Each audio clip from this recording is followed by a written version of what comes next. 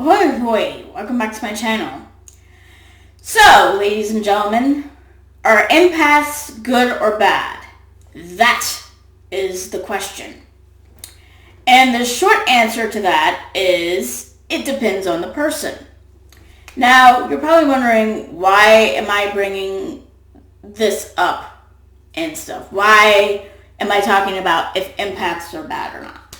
Well, it's because lately, if you don't know, about 3 years ago, I want to say 3 years ago,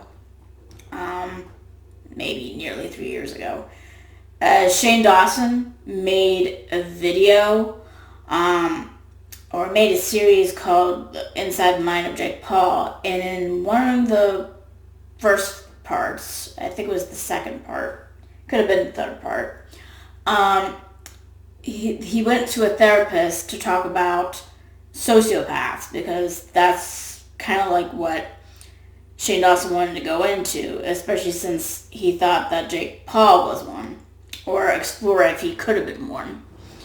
At the time this was made, I did make a reaction video to it, but yours truly deleted it after last summer when all that controversy around Shane resurfaced, which caused me to unsubscribe from him, and basically I deleted all the videos that I had related to my reactions of it.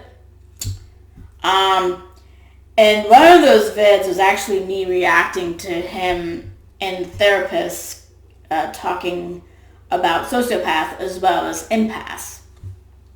Now, at the time, there was a lot of backlash because they were trying to portray sociopaths as being bad or evil and all this other stuff. And I did remark it at the time, and I actually found the video on my old laptop, and I brought it over to this computer, because I did talk about it. I did call out the fact that, because they were trying to make it seem like empaths were good by default because we can sense emotions easily, while people who can't sense emotions that much or feel emotions that much are like bad as a default. And a lot of people at the time didn't really say much about the empaths other than probably me. But I feel like since nowadays his reputation's not good because of all the controversies, especially with the recent one,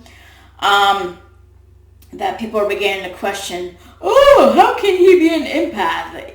Or, oh, empaths must be bad because, suddenly Shane Dawson became the almighty empath, even though he didn't know he was an empath until the therapist pointed it out to him. And I know I didn't say it then. I don't think I remarked about it in the initial video, but usually when you're an empath, you can usually know that you are when you're young enough. You don't really need anyone to point it out to you, because there's a lot of things that stand out that you notice that other people are not like you in ways, but I'll get to that later.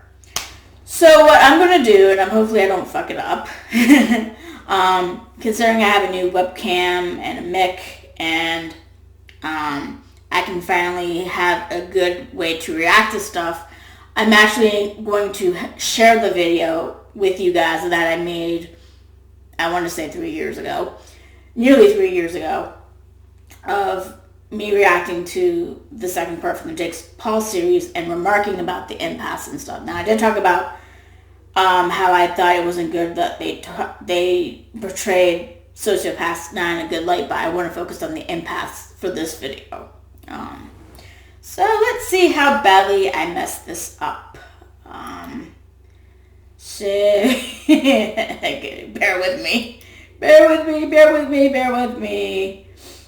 Okay. Alright, so here we go. So I think the first thing I'm going to talk about is empaths. I'm an empath.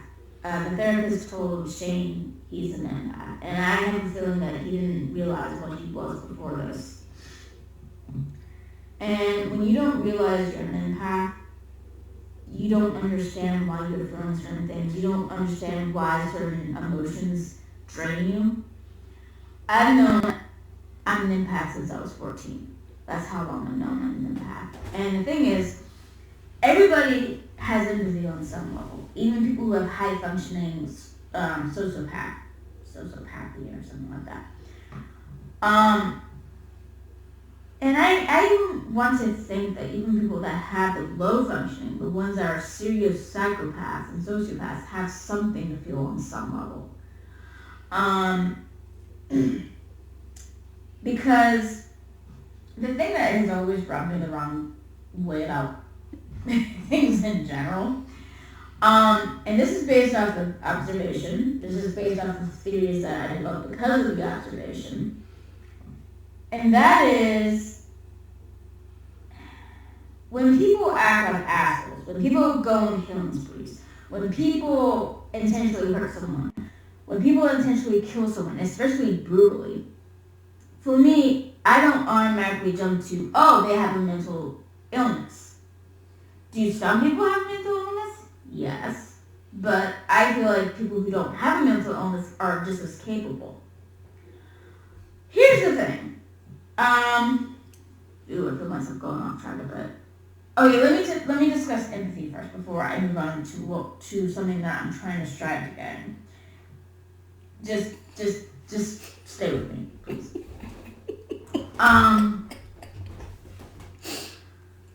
When you're an empath, you can sense emotions without seeing body language. You're almost like a psychic, except you're a psychic with emotion. You're the Santa Claus of emotion. I know when you're feeling sad. I know when you're feeling happy. I know when you're feeling mad. That kind of thing. And when you're around, I'm hearing an echo somewhere. When you're around a lot of people, you're picking up on those emotions. Doesn't matter if you know them personally or not, you're picking up on those emotions. Negative emotions are the strongest you pick up on. Anger, depression, sadness. Any negative emotion is the most strongest in my opinion, compared to the positive emotions. At least for me. It may be different with somebody else. Maybe other empaths are more sensitive to positive emotions, where I'm sensitive to negative emotions. And the thing that I want to point out too is that sometimes I don't feel certain things off of people, not because they're a sociopath, but I developed a theory that they are a natural shield against empaths. In other words, they're not doing it intentionally. I know my significant other isn't doing it intentionally because he doesn't believe in anything supernatural or anything like that. But I cannot read off of him and my dad like I can with other people. I can't read off of them because they have some sort of natural ability to hide their emotions, even from empaths. So I do think it's a little bit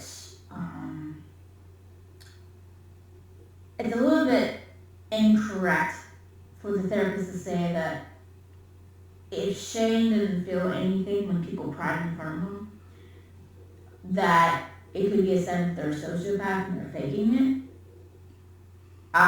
It could also mean that they're a shield. But the thing for me is that most shields don't tend to cry a lot anyway. Because it could... Ooh, hey, I'm just gonna pause there real quick.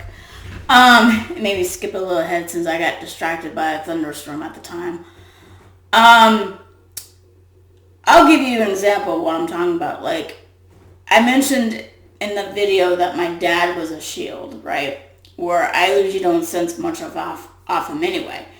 Now, as long as I've been alive, and I've been alive for nearly 39 years. In this video, I was about 36, so that's why I say it was nearly 3 years ago, because I'm turning 39 in March. But, all of my time that I've been alive, I've never seen my father cry. And all the time that my mom's been together with my dad, she's never seen him cry. And it doesn't mean that my dad doesn't have emotions or that he's a sociopath. It's just that other than being a shield, and I think I bring it up eventually later on, but there's some people who are private with their emotions as well, where they don't want other people to see them emotional, and that's okay too. I mean, just because you don't cry in front of others or show certain emotion does not mean that you lack emotions or you're a sociopath or anything bad like that. It just means that you're private with your emotions or you're a shield and stuff. So that's what I was gonna get to. So I think I'm gonna skip ahead. Oh, what was I talking about there? Okay, here you go. Tornado activity, but I can tell when a tornado is coming. Even though I'm from a state that isn't prone to tornadoes, I can sense stuff. Anyway, I'm getting off the topic.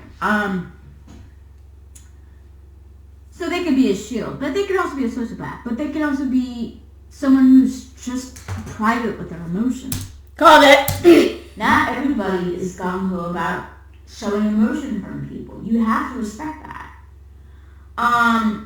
Because there are times where my dad and my significant other were feeling a certain way, and I was able to pick up on it very, very, very briefly. But you have people out there that know how to show their emotion, and it doesn't mean you're a sociopath. They just don't want to show their emotion, and that's fine. I also got the feeling that empaths were put in a light where we're like angels. Well, people who have anti-social personality disorder are like devils or something. Here's the reality. I've been screwed over by an empath before. But that's it. Actually, I've been screwed over by a few empaths before, but I only mentioned one in this case. And you're probably thinking, how, Lindsay? How were you screwed over by an empath? Especially if you're an empath yourself. Yes, tell us why. I was going through a rough patch myself. Here's the thing. If someone's going through a rough patch, regardless of what it is, an empath can pick up on it. They don't have to see you cry. They don't have to see you look sad. They can pick up on it. And some of us can feel shit that most people cannot. It almost borderlines on being psychic. Okay. I gotta apologize if I'm beginning to sound repetitive here, but yeah. Okay. Although I don't want to refer myself as a psychic, because I feel like I'm not psychic enough to be psychic, but it doesn't border on being psychic sometimes. So, as I was saying. Actually, I got an interesting tidbit that I don't think I mentioned at the time. I may have mentioned it, and I'm just going to skip ahead and stuff because there was a fly that distracted me there. Let's see. Other than sensing emotion, I have found personally that I can sense spirit activity. It doesn't have to show itself. It doesn't have to be anything auditory. I can just pick up a vibe that someone died there. And because there's certain energies that I can pick up well. To give you an example, when I was still living in Maryland, I was doing this fashion show at the local Knights of Columbus. And we came through a side door, and immediately I felt uneasy and stuff. And at the time I thought, well, maybe I'm nervous because it's going to be my first time I'm in a fashion show, even though it was a small fashion show. It was a fashion show at least. And I was one of the first models to get there. It makes me laugh when I say that, because I'm not exactly a model. I'm too damn short to be a model, but I was the first one that would be in the show to show up, other than my mom and this person that was organizing the event. And at one point, my mom and the other person left to go get something because the organizer forgot something, and my mom volunteered to go. And they wondered if I would be okay by myself, and I'm like, yeah, I should be fine, because at the time I was like this was 2006, I think, so I was at least Doing math in my head. Almost 24 years old, at least. Hold on. Yeah, I was 24 years old. And they said to me that they're like the caretaker of the building was a bit nervous about anyone being left alone because someone was murdered there in the 70s. And they never found the killer.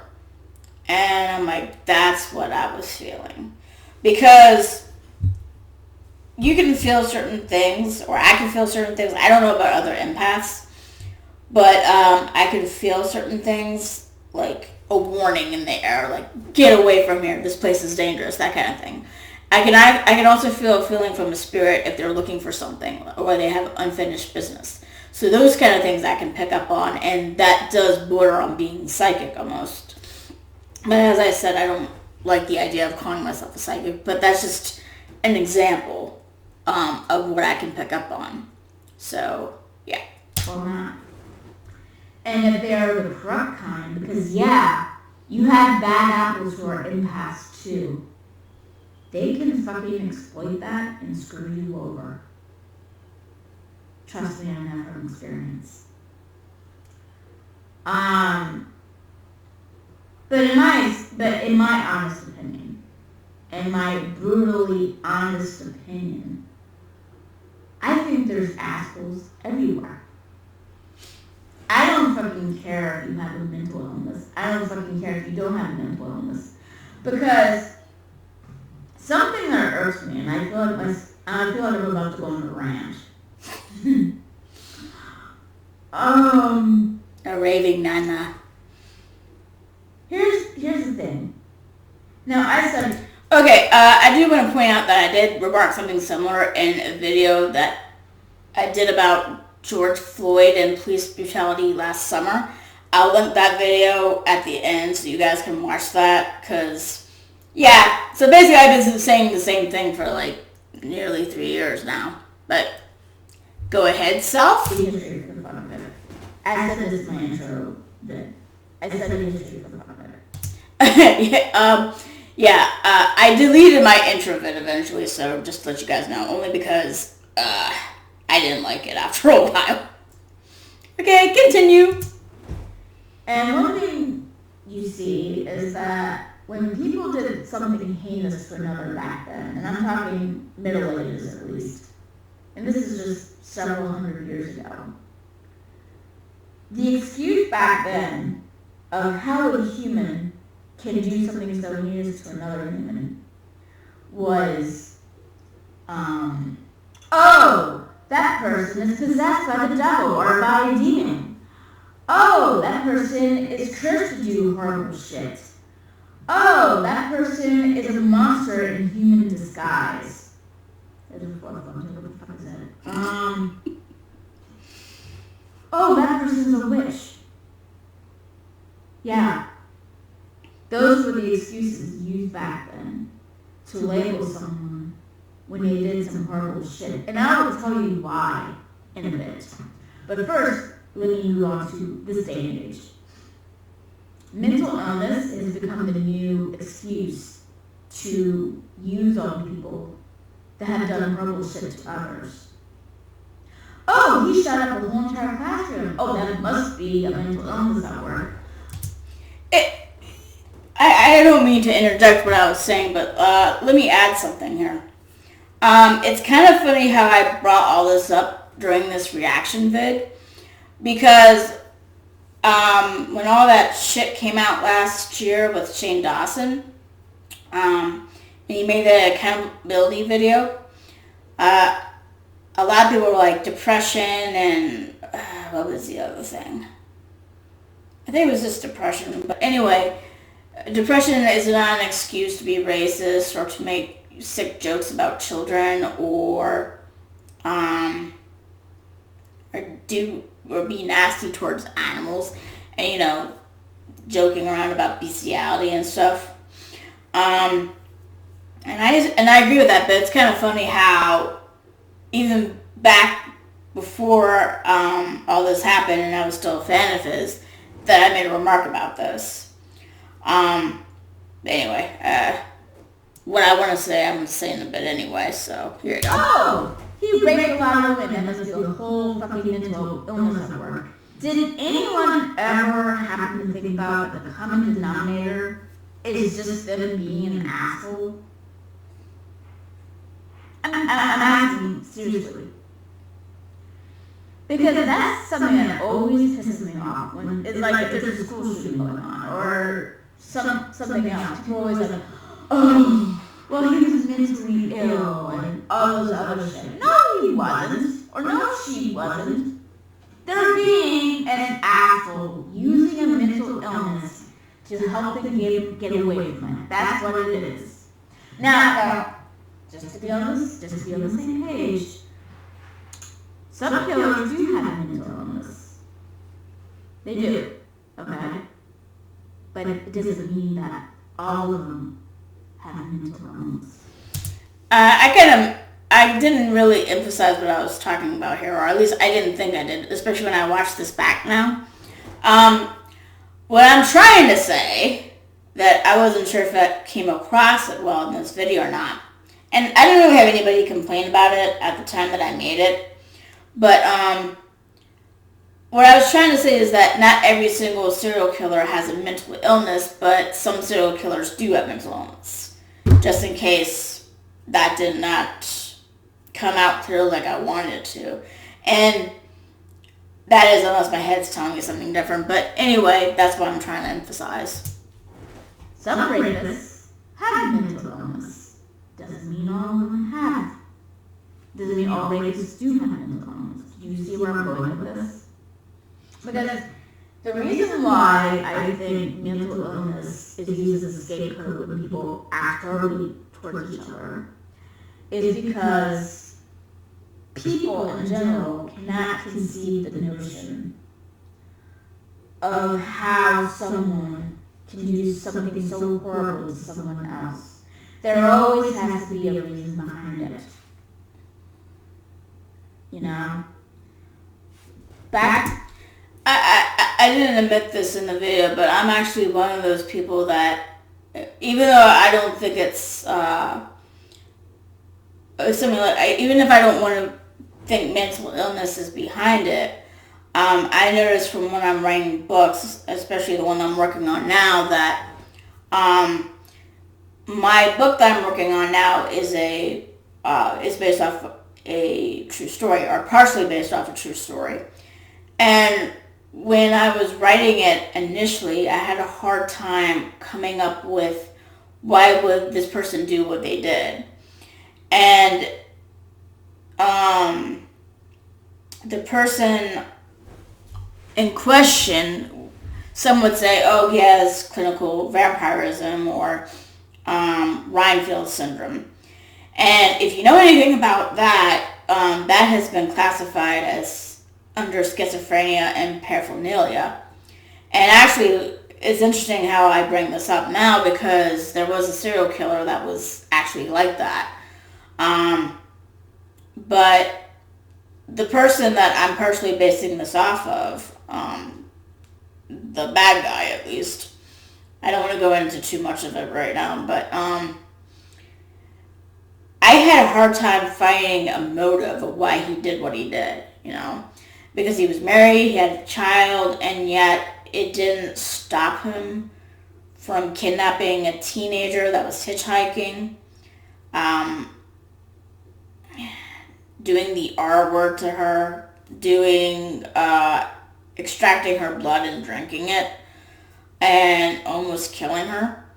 And I mean, like I said, someone would say, oh, it's clinical vampirism, but like the thing is, you have people who are lifestyle vampires who do it as a kink, or do it because they feel like they're vampires who don't even resort to that. So that's why I had a hard time coming up with something else other than him believing he was doing, I mean, not the actual guy in the true story, but the guy that I'm writing, the character, is doing it because he thinks he's doing something good. And I remember a quote from Karen Mooning's book, Shadow Fever, I think, where one of her characters explains to a major character where I won't recount the whole quote, but just the last part. And this is what got me so good. The character says, evil is bad thinking that it's good. So that's where the bad guy in my book lies. Whereas the one in real life, I just had trouble finding the reason why he did what he did. Other than the obvious, which would be offensive to those that are lifestyle vampires that don't resort to doing those kind of things. In the Middle Ages, it was either demonic possession, witchcraft, curse, or they were a monster in disguise. Nowadays, it's mental illness taking the place of that.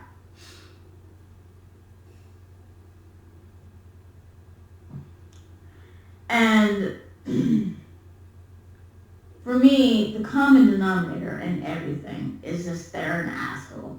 I don't know why people won't say it. Because here's the thing for me, alright?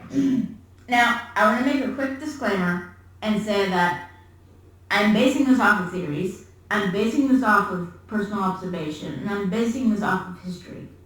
And combining them all. Oh, and I'm basing this off the shit that I study in disasters and shit. Because I didn't mention in my intro video that I like to study disasters for the fun of it. I'm about to ramble a little bit, so I'm just going to try to go ahead just a little bit. Mild level. That's what I forgot to say, mild. To a moderate level of nope. I'm rambles but rambles. Anyone. But I don't go around automatically suspecting someone of doing wrongdoing. Because I do use my empathy to finish out. But my empathy is not foolproof. Like I said about other empaths that screwed me over, I was totally caught on guard. And one of the reasons was because I was not in his space. Due to aforementioned rehash.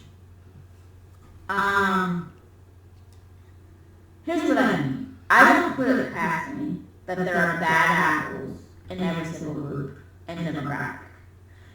You have people who can be dangerous, regardless of men, women, old, young, regardless of nationality, regardless of ethnic background, regardless of race, regardless if they have a mental illness or not.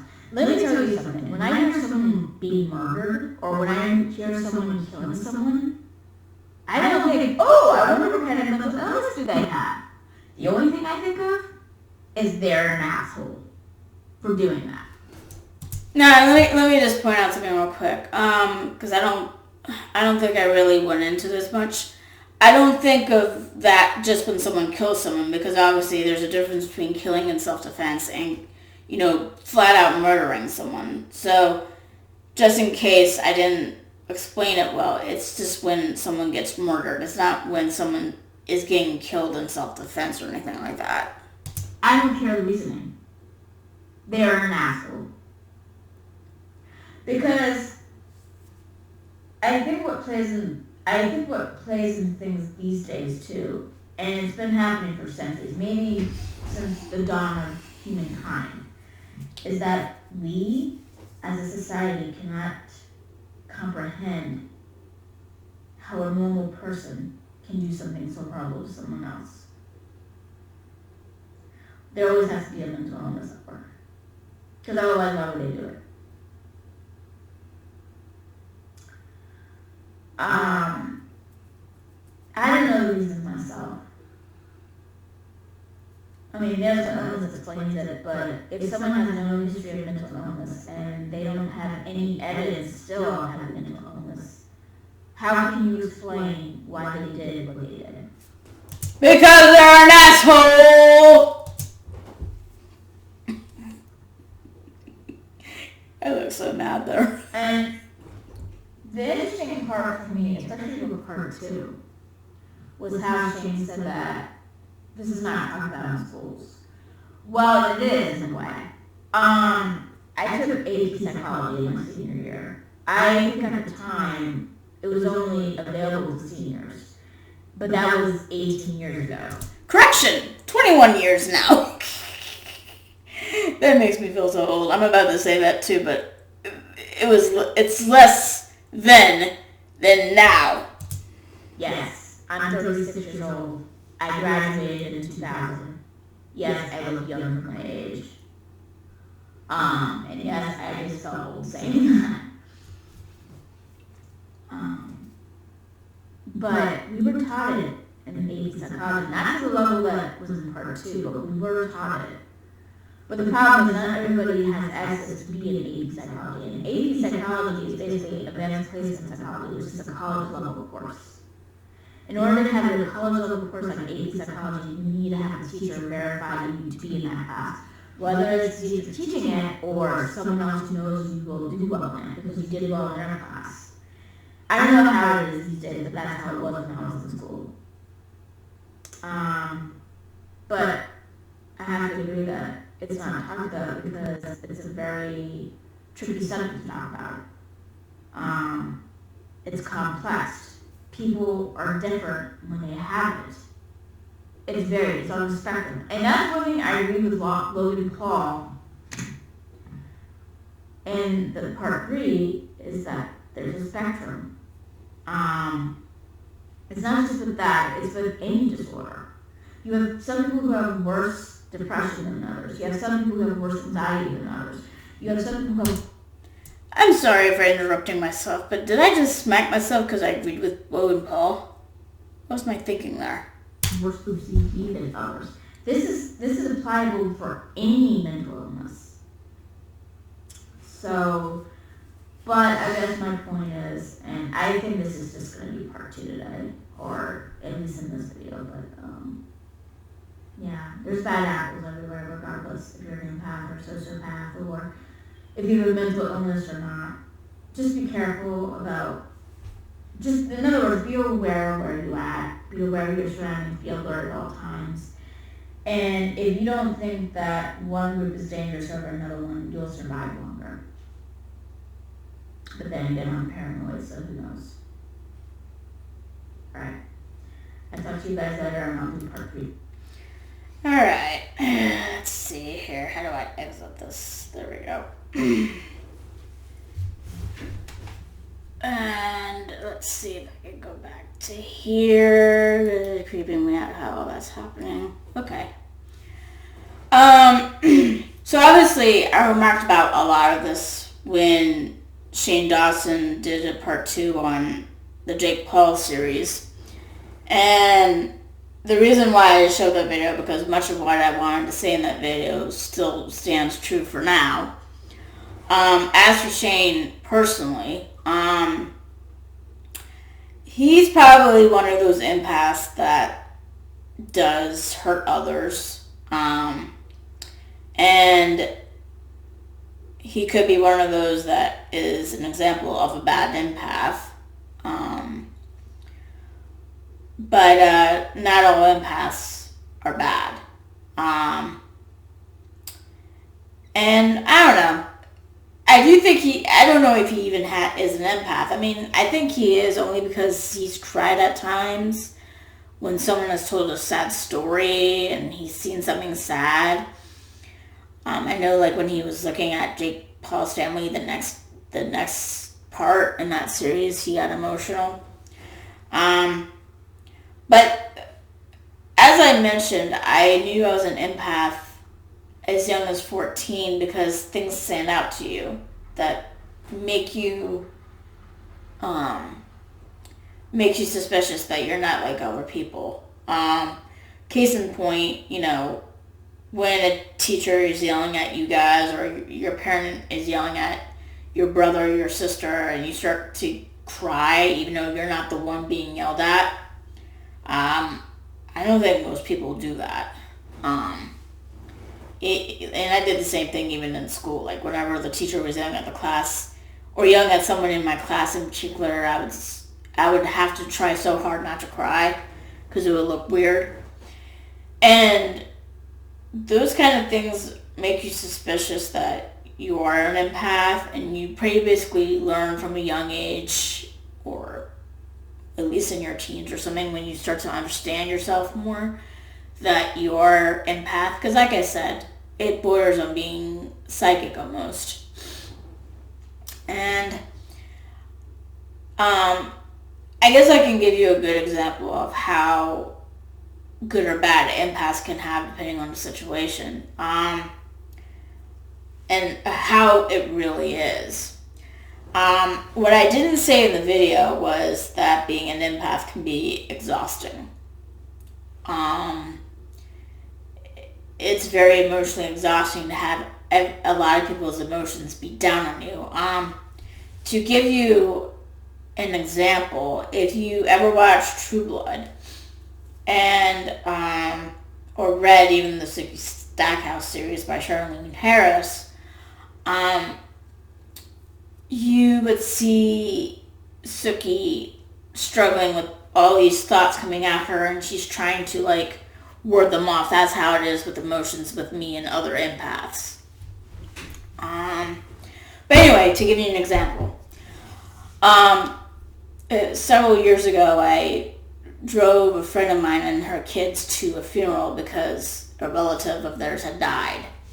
I never met this relative, and they needed me to drive them there since they didn't have a car or anything. And we weren't near any public transportation place, I think. But anyway, I drove them there. And I wasn't there for the actual funeral. I went to go shop or do something. And then after the funeral was over, I came and they let me chill at the reception. And seeing all these people upset and was beating down on me to the point where I started to feel like I was going to cry. And I didn't want to do that because it would be weird for someone to come up to me and ask me about the deceased person, only for me to say, oh, I never met them before. And they'll be like, well, why would you cry then? Why are you crying then? And it would be weird to explain that I can feel people's emotions very easily to the point that it affects me. So I went to the bathroom and I got myself together before I came out. No one ever really knew that I was upset or anything because I was feeling other people upset, or I was seeing them cry and all this other stuff. Because the deceased in question did die kind of tragically. Now, there's the difference between me being a good empath by not making it about me, while someone who would be corrupt as an empath would try to make it about them and manipulate others, lying about knowing the deceased person when they really didn't know them. So that's an example of how empaths can go either way. But yeah, so I'm just saying that empaths in general are not good or bad. It's kind of like how in general people with antisocial personality disorder are not all bad because they can't sense or have the ability to feel emotion. Like I said in the video, and I'm repeating it now, it depends on the person. So, if you like this video, if you found it educational, informative, whatnot, give me a like. If you subscribe to my channel, I'll be absolutely joyous. I need to amend something about subscribing that I've said before. I don't know who subscribes to me. Because I think when you subscribe to some channels, I think you can privatize it to the point where the person that you subscribe to doesn't know that you're subscribing to them. And then it can also be understandable if you don't want to say, oh, don't subscribe to me, I'm just doing this because I can. So, but if you do subscribe to me and you want to subscribe, if you want me to subscribe back to you, just let me know, okay? And I'll subscribe to you as a thank you, since YouTube doesn't let me know who subscribes to me. Alright, you guys. Thank you for watching this film. Hope you all have a decent day, and I'll talk to you all later. Bye-bye.